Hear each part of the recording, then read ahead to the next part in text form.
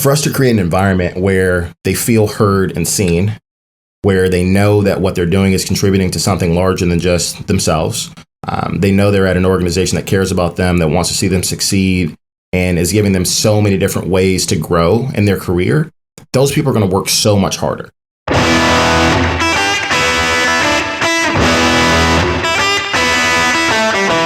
Welcome to Real Leadership, the podcast that cuts through the noise to focus on leaders who make, move, and process things in the real economy.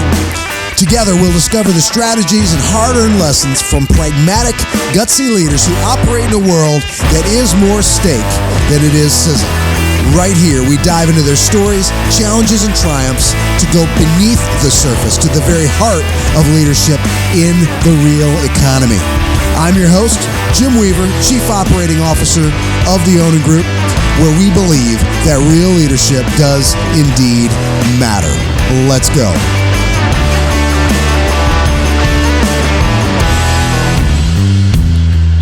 Understanding your labor market is crucial for successful recruitment. Onan Staffing's Recruitment Strategy Guide provides insights specific to your geographic location and the positions you're hiring for. Our Recruitment Strategy Guide delivers a clear snapshot of your labor market and actionable intel to tackle market-specific challenges. With Onan's expertise, we help you navigate and win in your competitive landscape. Empower your recruiting process with the insights you need. Learn more about Onan's Recruitment Strategy Guide at onanstaffing.com/strategy. All right. In today's episode, we're delighted to introduce Will Jenkins, an entrepreneur and business leader. Will co-founded Molo Solutions, a third-party logistics startup at the age of 27. Under Will's leadership, the company experienced remarkable growth, reaching annual revenue of $615 million within just a few years, and they earned a number of prestigious fastest growing company, best place to work awards in the process. In 2021, Will and his co-founders sold Molo Solutions to a giant in the industry, ArcBest, for $235 million. By 2022, Molo had expanded to over 800 employees, generating an impressive $1.25 billion in revenue.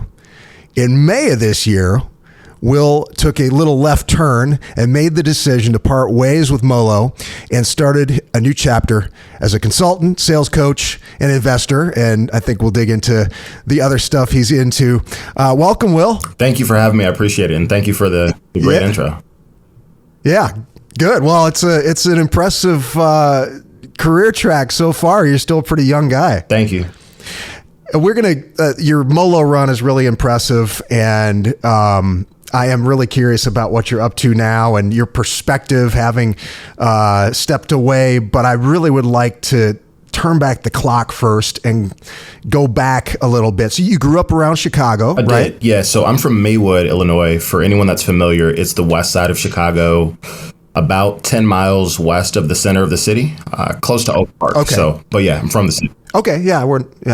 And you went to school at Illinois Wesleyan and you played football there for 4 years, right? I did. Yeah. Played football there. I grew up playing sports. My brother played football actually 5 years ahead of me at a rival college. So I was just used to watching college ball and I knew I wanted to play. So Wesleyan was a really good fit academically and athletically. Yeah.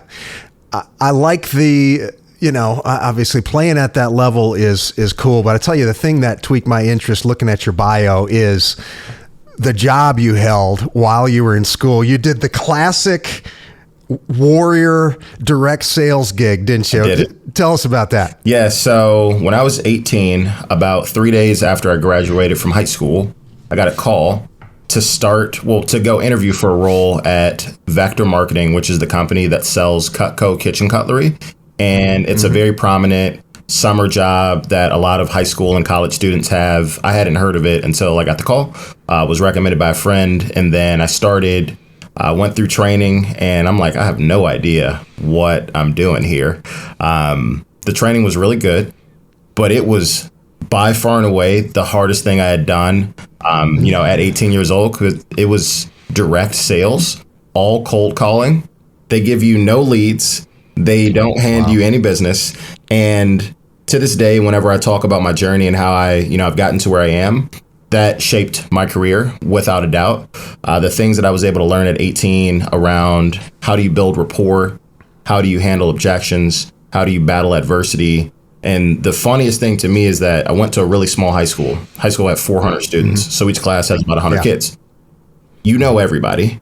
I know their parents. We played sports together. We sat together for 4 years. So when I start selling Cutco, my first appointments, I'm calling out of my high school directory. Hey, this is Will. I went to high school with your daughter, and we start talking. I'm getting hung up on by these people. I'm like, you know me. I'm like, this is crazy. Like, I've known you for 4 years of my life. It's so nuts. But that was such an eye-opening experience because it taught me in sales that a lot of times it's not about you. It's not personal. It's timing. You need to be able to provide value to who you're talking to. So really good stuff for the future. But at 18, I had to grapple with, okay, how do you handle that rejection and not get completely flattened? Like, I got to pick the phone up and call someone else. So some of the best lessons I've ever had. I sold water filters and supplements when I was in college. Same deal, man. My parents wouldn't even take my calls for a while because it's it's brutal, man. Yeah. So how did you how did you adapt and deal with the rejection? So I was fortunate enough to have some really good mentors and managers during my time selling Cutco. So my first summer, I did really well. I sold about $25,000 worth of Cutco in 7 or 8 weeks. Wow. Before football camp. So that was cool. Wow. And that was what made me think, okay, it's got to be entrepreneurship or sales for me, right? Like, that's what it's got to be. Because initially I was going to study medicine at Wesleyan because I wanted to be a doctor, but that's a whole nother aside. But anyway, the things that helped me were, one, my parents, and two, the coaches and mentors that I had selling Cutco. So my dad was extremely supportive, opened up his network. Hey, call this guy. My dad's a paramedic, very, very amicable guy, knows everybody. So he's like, hey, call my buddy here and do this. So that was very encouraging because my dad didn't know anything about sales per se or the product, but he was like, if you're doing it, I want to support you. So, even if the appointment didn't go well or I didn't sell as much as I wanted to, I knew my dad was going to have my back and hey, keep getting after it, do your thing. And then the manager I had, his name's Danny Lewis. He and I are still pretty close today. Always was encouraging, was, hey, come to the office, we'll do some role plays, or I'll help you plan out your day. How much do you want to sell? How much money do you want to make? And so even when I had really, really tough days where I drive to appointments, and this is before GPSs were really a thing. So I had a little Garmin that plugged into the fire, not the fire, but the cigarette lighter in the car, right? So I'm driving around and mapping it all poorly, and I get to an appointment and they cancel, and I'm sad, and I call Danny and he's like, just brush it off. You got to go to another one. And I think another part of it was being in sport, right? So I've never been the best athlete ever. I'm very normal. But I do think that I've learned how to have a very high work ethic, and the time that it takes to get good at sport is very similar to business, right? You're going to be bad at first, and if you're persistent long enough, you will figure it out. And that to me has been the story of my life. I've just never been the pick it up and be the best at everything immediately, but I'm not afraid to put the work in, and that helped me a lot. So is that a lot of people don't make it with Cutco, I'm sure. I would imagine the success rate's pretty slim. Yeah. So is that the key? Yeah, I think it is. So there's two things in that particular role. One of which is you have to follow the training that they give you. It's really simple.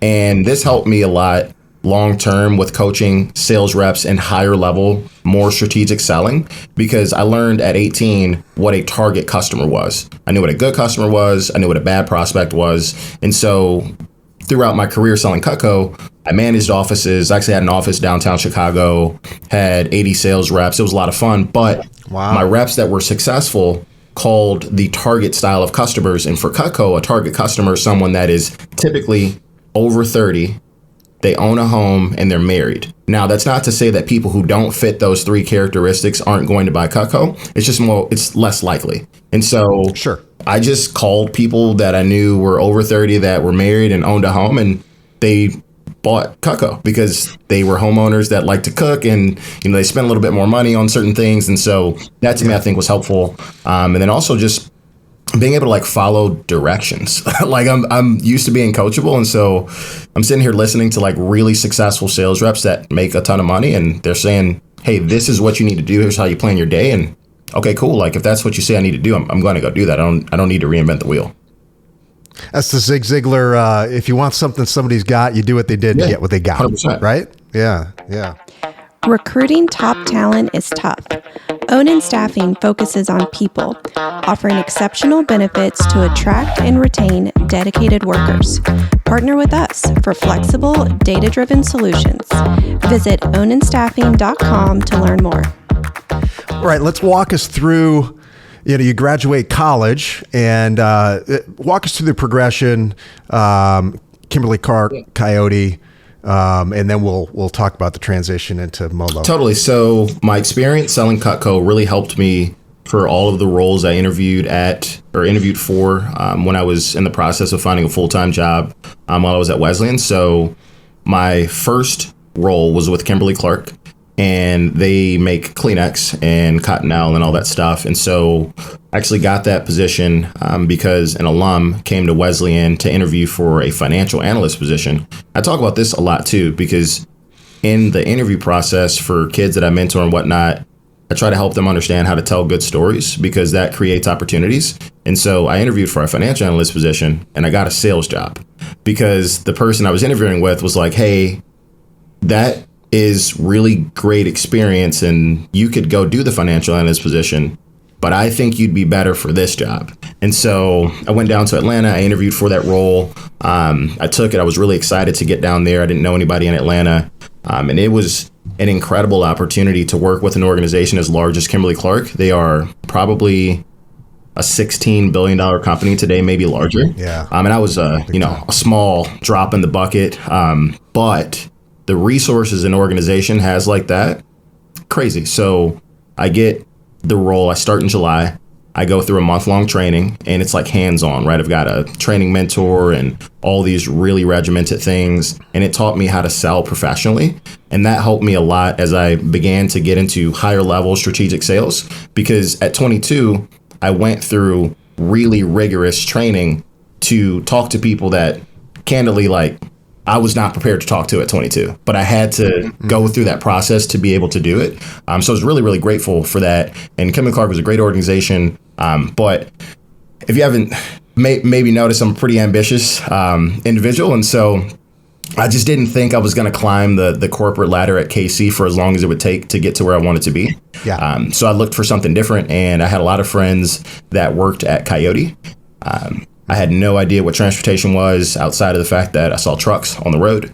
And two of my best friends that I actually sold Cutco with at 18 were really good sales reps at Coyote.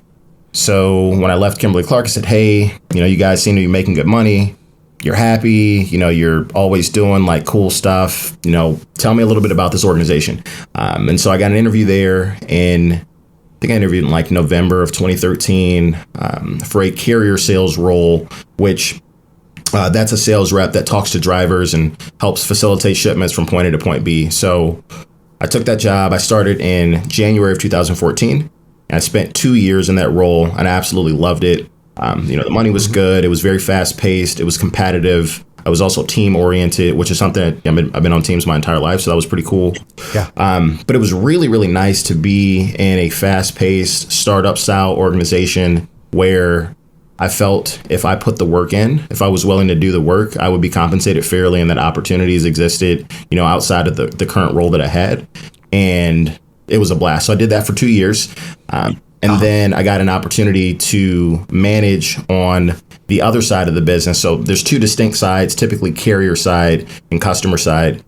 So I went to manage a customer-facing sales team. There were 8 sales reps. And so our responsibility was to call customers similar to Kraft Heinz or Coca-Cola and solicit them to win shipments for our team to move. I'd never done that before, but I'd done sales. I'd done high-level sales before. Yeah.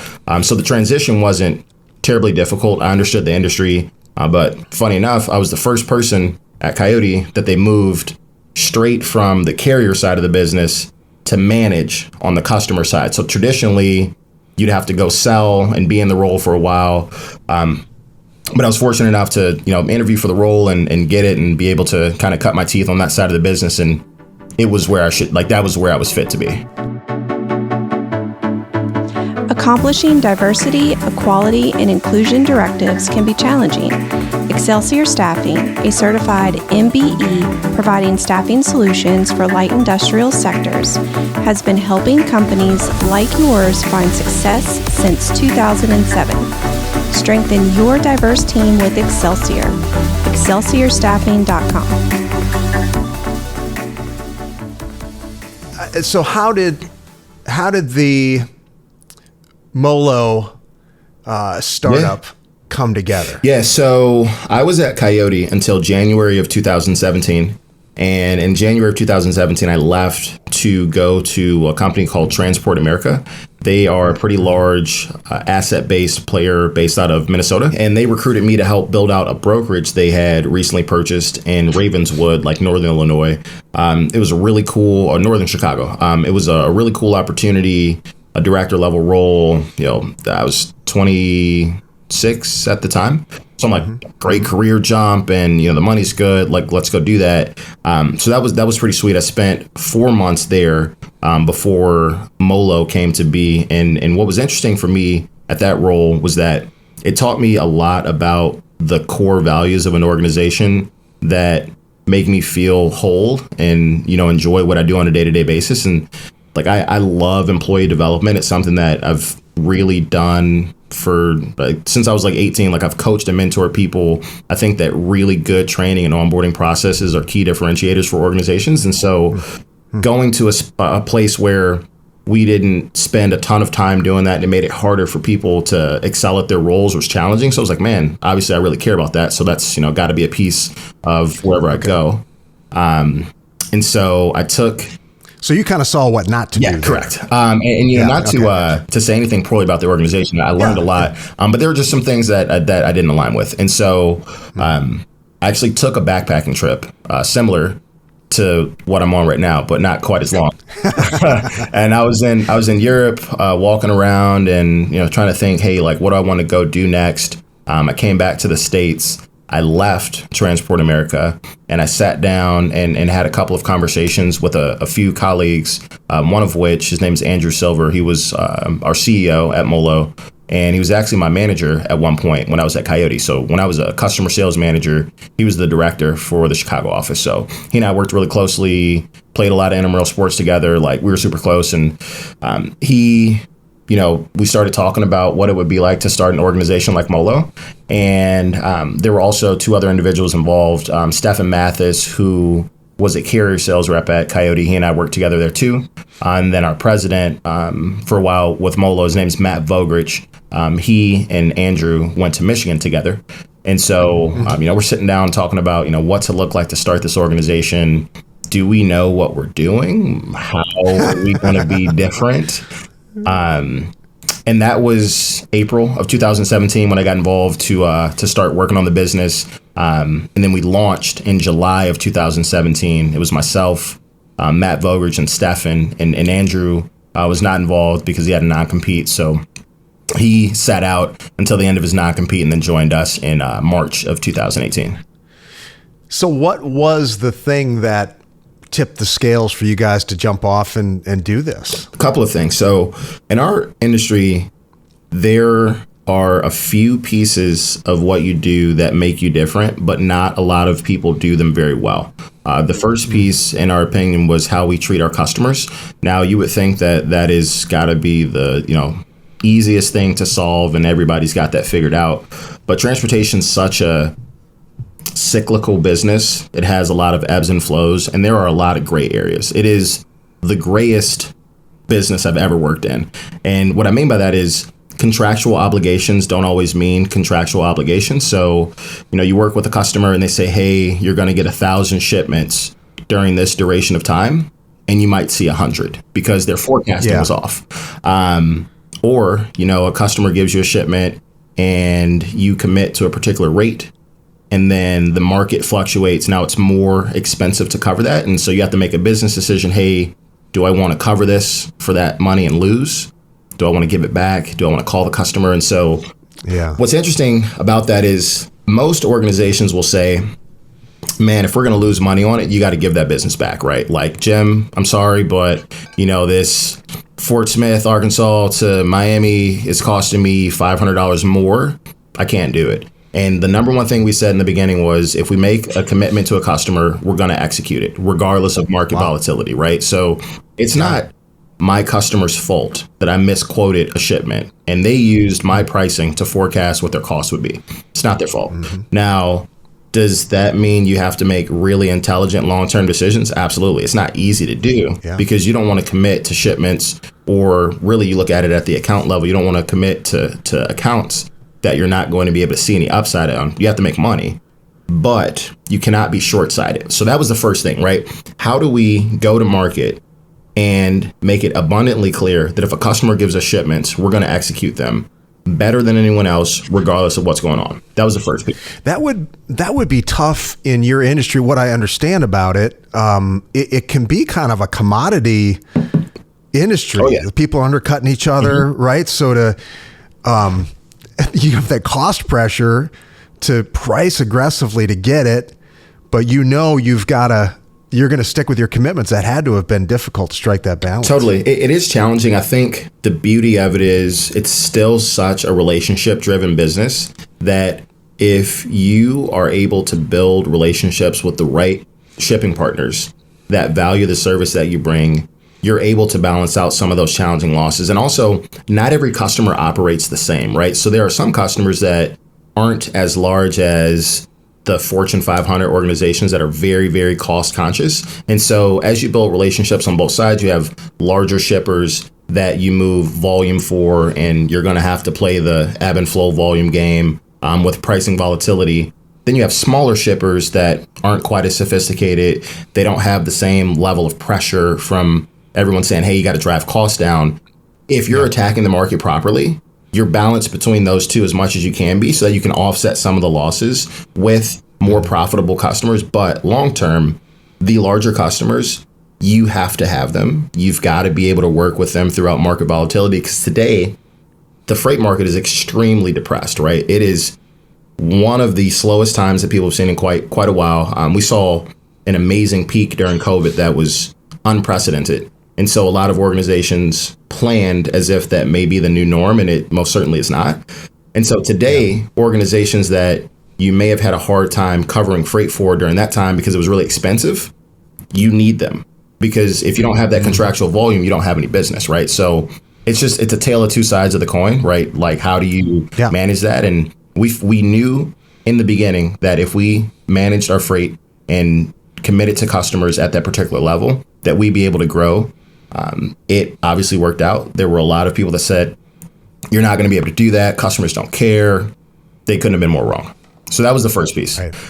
Okay. The second piece was the environment that we create for our people. So I mentioned earlier how much our group and myself in particular, like how much we care about the development of employees and things of that nature. And so we created what I think is the best training and onboarding program in the industry. It's something that I have a lot of pride around because I spent my first 3 years at Molo building that team out and building out what it looked like to onboard our first 250 people. And for us to create an environment where they feel heard and seen, where they know that what they're doing is contributing to something larger than just themselves. They know they're at an organization that cares about them, that wants to see them succeed, and is giving them so many different ways to grow in their career. Those people are going to work so much harder. And so what you see, and what was eye-opening for me really was when you recruit people that are coming from other large organizations, people that we compete with, and they say, oh my gosh, right, I've never worked at a place like this. I'm like, what do you mean? They're like, we didn't really get training at this place. I'm like, that place is massive. Like, what do you mean you didn't get training? They're like, they just put us on the floor and we got on the phone. I'm like, okay, that's hard. It's probably why a lot of people leave, because they don't feel confident that they can do their jobs. And so that was something that we hang our hat on and have for a while, because we know if our people are confident in what they do and are able to execute at a high level because they know what their job is, they're going to feel more comfortable in what they do, and they're going to execute for customers. So that was a big piece of it. And the third piece, which is the most important of all is how we treat our drivers. So we don't own trucks. We're not a asset-based trucking company, and the drivers that we hire contractually and transactionally to move freight from point A to point B, they're a reflection of our brand based on how they service the freight. And so we have to treat them extremely well, pay them well, make sure that they're always taken care of and respected. And if you do that, they're going to work with you above the 25,000 other brokerages, right? There's 25,000 other brokers that we're competing against. They use the same drivers. Why do they want to work with Molo versus somebody else? So that was a big piece of it. And being able to focus on taking care of them helped us a ton. Land top technical and professional talent with Focus. Focus specializes in direct hire and contract placements, connecting you to exceptional candidates in IT, engineering, management, and more. Elevate your team with Focus. Visit getinfocus.com. When you look back at that time, you're a young guy. You guys are, I guess you sold with those guys, so you're probably around the same age, and you're scaling a large organization quickly. What were some of the missteps? Things you do differently, older and wiser Will would do differently if you could do it again? I think that early on, we could have attacked hiring people with more experience sooner to help execute for customers at a higher level, because it's really hard for someone that doesn't know. I'll just use a customer that has pretty high expectations, like a Kraft Heinz, right? They're large. Everybody wants their business, and if you're not executing for them, they will kick you out, right? Like you're not doing well enough, they'll put somebody else in. If you don't understand the constraints that they put in place for you to be able to execute for their business, you're not going to do well. So early on, we're hiring people, some of which have no experience at all, and there's a learning curve involved in getting them up to speed, but you need them to hop in with these larger customers and do certain things they're just not acclimated to do quite yet. We could have attacked hiring more experienced people sooner. Also, it's just organized chaos when you're in a startup and you're hiring. Like our hiring classes would have 15 people at a pace, and you're doing 15 people every 2-3 weeks.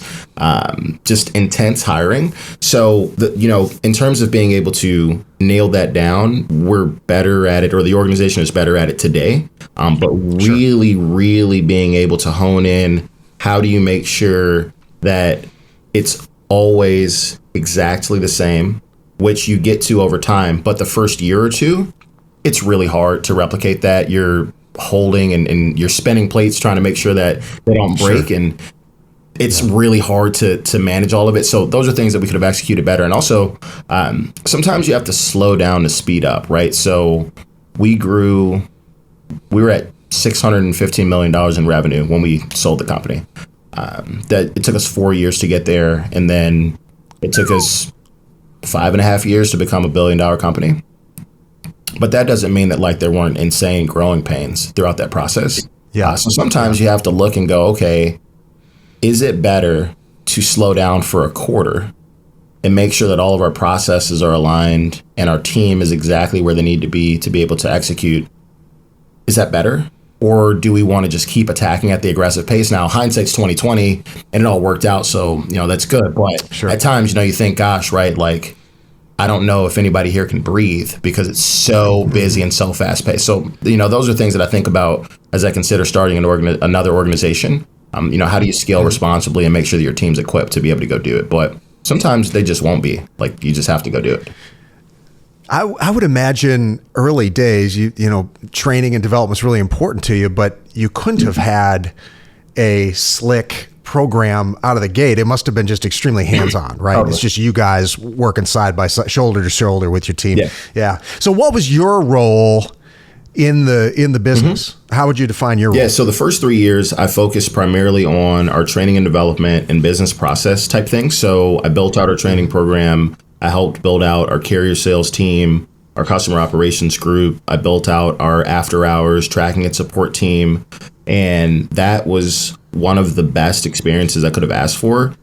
I would love to have focused on just one thing, but I don't think I would be as well versed of a business professional today had I done that. And it was unbelievably stressful. It was so hard because you pay attention to one thing and then you take your eye off the other one. You're like, I got to go back to that other thing. But it taught me a lot. So that was the first 3 years. Then the subsequent 3 years, I focused on building out our business development team. So I led our B2B sales, our shipper facing sales group. And that is by far and away what I'm best at. I love being in front of customers, but I just love coaching and developing people. And so sales is really taking people and helping them go and build a book of business, but how do you get them from where they are to where they need to be a well-rounded business professional? And there's nothing I enjoy more than that. It's a lot of fun. Finding experienced, vetted aerospace contract workers ready to work with highly specialized skill sets isn't easy. Onan Aerospace can help with a wide pool of the best talent, attracted through our superior benefits. To learn more, visit onanaerospace.com.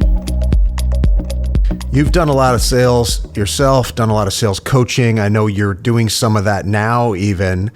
When you are working with a salesperson who is not getting the numbers that they want to get, how do you triage what's going on with them? It's a great question. The first thing I think you have to do is understand the person.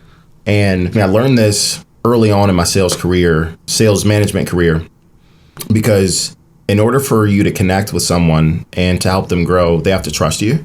And if they don't trust you, you're never really going to get to know them.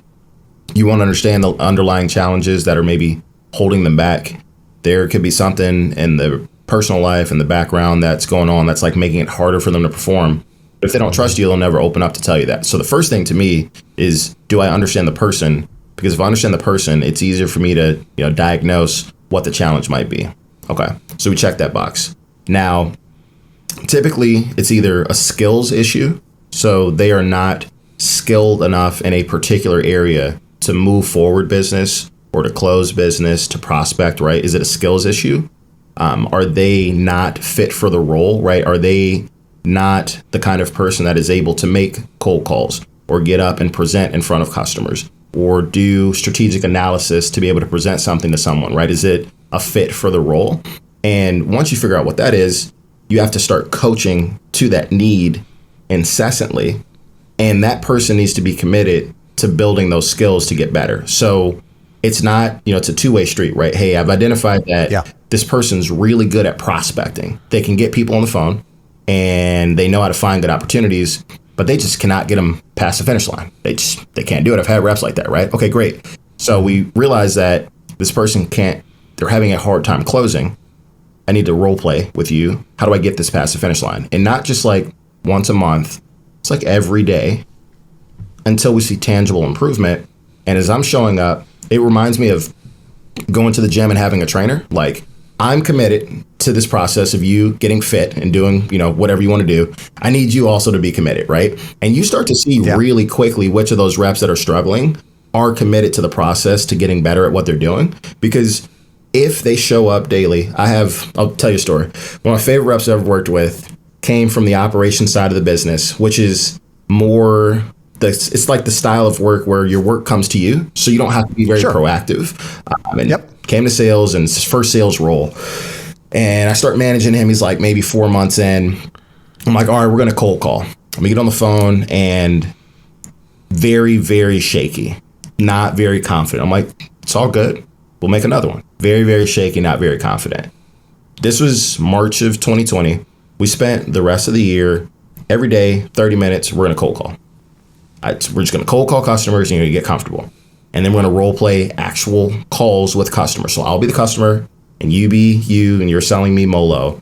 And this person was so committed to the process of getting good that like 4 or 5 months later, I'm just on calls. I don't need to talk because they stepped up every day and said, man, this is uncomfortable. I don't like it. I know I don't sound good, right? I know I sound dumb, or I'm going to say something that's not right. Didn't care. I'm going to keep coming to the table and doing better and better. And by the time this individual grew their book of business and was making a ton of money, I'm like, you don't even need me. I don't need to talk at all. But it's a two-way street. So back to your original question, you got to assess, is it skills or is it the person? Like, are they a fit for the role? And then you need to be committed to helping them grow those skills. Do you think you could teach someone to be a grinder? I mean, you're talking about really working, like really being a craftsperson, in sale. Can you teach? Do you think you can teach someone, or is that just born in somebody? I think you can teach someone to be a grinder for the right motivations. So if I know your motivations, we can push any button to get you to where you want to be if I know your motivations, right? So I've had reps that are like, I would like to go buy a condo, but I've never made commission. They don't care about recognition. They don't want a free lunch. This dude wants to make money so he can go buy a condo. It's great, right? It's time to go to work, right? Because if we don't start putting up numbers, we're not going to buy that condo. And so understanding their motivators can help push whatever it might be. But yeah, there are some people that just come coded as grinders. I have reps I've worked with that I've just never seen that level of work ethic. I'm like, you just have it differently. And some people are just wired that way. Facing sudden growth or limited by traditional financing? Momentum Capital Funding empowers businesses with real-time cash flow through AR factoring. Get the funding you need and fuel your success. Visit MomentumCapitalFunding.com to learn more. A lot of business owners dream of, especially, when things get a little tough, dream of cashing out and walking away. Yeah. And you did that fairly recently. And I'm just curious, what have you discovered? Such a good question. So I left the business in May of 2023. So May 12th, 2023 was my last day. So it's been 2 months and a day. We sold the business in November of 2021. So, was really involved in the integration and all those things. And that was a lot of fun. Learned a ton doing that. But when you're so involved in a business that it is essentially your life, you start to forget the things that make you uniquely who you are. Like, what is Will like other than trucks? It's not all freight. And it's been, an incredible journey. I've learned a lot throughout that process, but I've been traveling abroad for the last month by myself. I write every single day in the morning. I write down what I did the day before in a note on my iPhone, and then I add pictures of stuff that I did. And what I'm learning is that I love to think deeply about what drives me as a person. And it's not money. It's not like recognition and status. I love helping people. And I know that I'm really good at helping salespeople. I also know that I'm really good at coaching people in general. And the only reason I think I'm any good at it is because I was never naturally talented at stuff. I had to be coachable to learn how to get good. So I've just done that for the last 15 years of my life. And so it's been weird because I haven't been working. I'm trying my best to do nothing, to unplug for a little bit. And I'm yearning to have that connection again with people that I can coach and develop, because I know I love that. But it takes being away from it to understand, of all the things that you were doing, which one really mattered. And that to me is big. I had a conversation with a rep a few days ago, a rep that left our business and is doing something different today, which is really cool. And it was just so nice to be able to reconnect and, hear this person, see success where they are. And I'm like, man, I had something to do with that. That makes me really happy. So that to me has been a cool discovery, which I think I knew, but it's good to step away and say no, that's actually it. Yeah. Yeah. What do you think is next? It's a great question. Lunch or dinner? Yes, dinner tonight. But I don't know 100%. I will say that I probably am going to lean towards something that allows me to be heavily involved with sales professionals, whether it's coaching, whether it's a sales training business or something of the sort. I have a non-compete for a bit here in the transportation space, and I actually am rather grateful for that because it makes me go think differently about how I can use my skill set in another industry. Something closely related, but not specifically freight brokerage. And that's great because the last time I had to go do something really hard, we built an incredible business. So I'm not afraid to go attack that. But, I don't really know. That's part of this backpacking trip I'm on right now, is to think, what do you want to spend the next 10, 15, 20 years of your life doing? And for me, I'd like to build a business that is 100% remote, probably a much smaller team, something that allows people to have a fair amount of flexibility, be fairly lucrative. And I don't 100% know what that is, but I know by the time I'm done with this trip that I'll have it locked in. Yeah. Yeah. You've got a really unique opportunity there. Perhaps more people could create a situation like that for themselves, but it's pretty neat. Your story is fantastic. You're still a young guy, and we're gonna keep our eye on you, man. Thank you. I appreciate it. It's been incredible getting a chance to know you and talk a little bit here. So I appreciate you letting me share my story. Well, so you are doing some consulting and sales coaching right now. How can people get in touch with you if they want to do that? My LinkedIn is just my name, Will Jenkins, and I'm very active there. So feel free to shoot me a note. My website is willjenkinswcj.com, and my Twitter handle is @WillJenkinsWCJ. So all of my socials are Will Jenkins WCJ, and that is also my LinkedIn. So very active there. The best place to reach me. Yeah. Thank you so much, Will. Keep it real.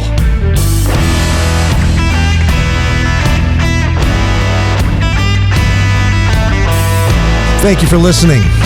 This podcast was powered by Onin, a family of staffing companies providing real staffing solutions to manufacturing, logistics, and food processing companies across the United States of America. To get in touch or learn more about partnering with an Onin Group company, visit us at www.oningroup.com. Thanks for tuning in. Until next time.